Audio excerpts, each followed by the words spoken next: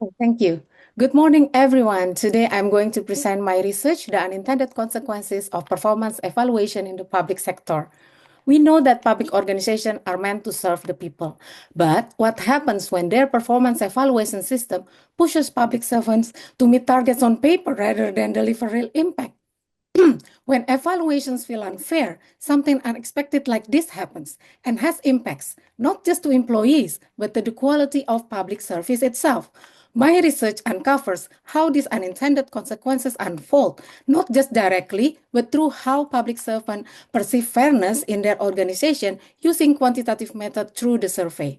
We assume that civil servants game the system because of strict targets or pressure. However, what if the real issue isn't just the target itself, but how fair it feels in terms of design and implementation?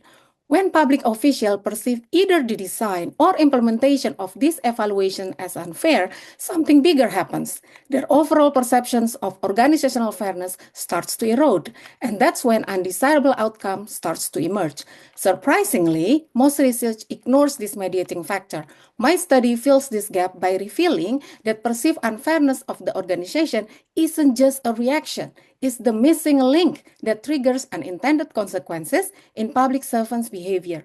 Using social exchange and fairness heuristic theory, I investigate how unfair evaluations distort perceptions of overall fairness of the organization and create a ripple effect. An unfair evaluation creates a sense of injustice and reshapes employee perception of the workplace, framing it as a system to be navigated and manipulated in response. This perceived injustice increases stress and triggers two forms of retaliation: demotivation as a passive withdrawal and performance gaming as an active form of resistance.